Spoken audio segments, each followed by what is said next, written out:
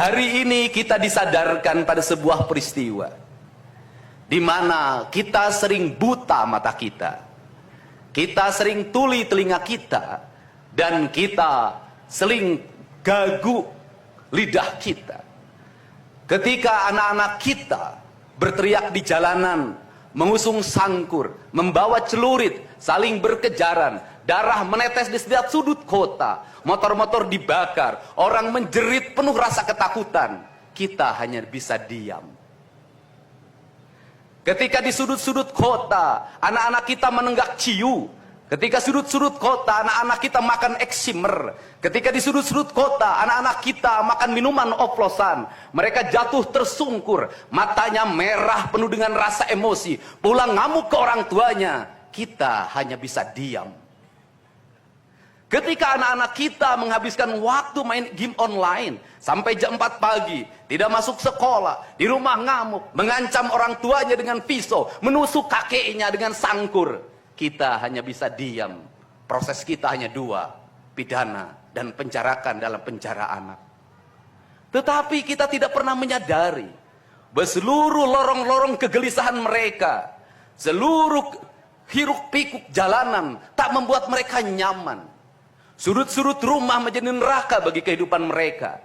Lapang-lapang bola tergusur menjadi industri perumahan, pemukiman, dan pertokoan. Mereka kehilangan tempat bermain. Mereka kehilangan air yang jernih di sungai sehingga bisa mereka berenang. Mereka kehilangan gunung-gunung yang indah tempat mereka bercengkrama dengan alam. Mereka kehilangan sawah yang terhampar. Yang mereka lihat adalah kebisingan dan kebisingan. Bising di jalanan karena knalpotnya brong. Bising di rumah karena orang tuanya bertengkar. Maka mereka lari dalam lorong-lorong gelap. Digenggamnya handphone, diambilnya obat-obat terlarang, ditengahnya minuman dalam sebuah kelompok yang sama. Kita orang-orang yang terpinggirkan di rumah, kita orang-orang yang terpinggirkan di sekolah. Guru-guru telunjuknya menunjuk pada wajahnya, tapi tak bisa memberikan solusi kegelisahan jiwanya. Semua orang hanya memberikan pengamatan, analisis, kajian. Itulah metodologi yang dikembangkan bangsa ini. Tetapi tidak ada yang berani mengambil solusi, mengangkat mereka di sudut jalanan, dimasukkan ke barak, dididik secara militer, diarahkan menjadi anak-anak yang berguna. Kedisiplinan militer adalah harga mati bagi kemajuan bangsa, bukan musuh. Pandangan-pandangan buruk terhadap militer adalah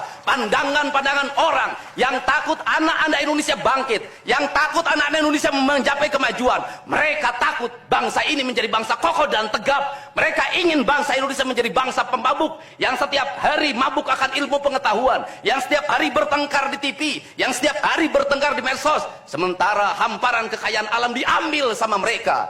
Janganlah kita menjadi antek dari bangsa lain, memporak-porandakan diri sendiri dan bangsanya dengan alasan pengetahuan, dengan alasan hak asasi manusia.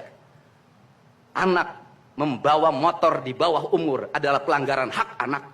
Kapan kita bertindak?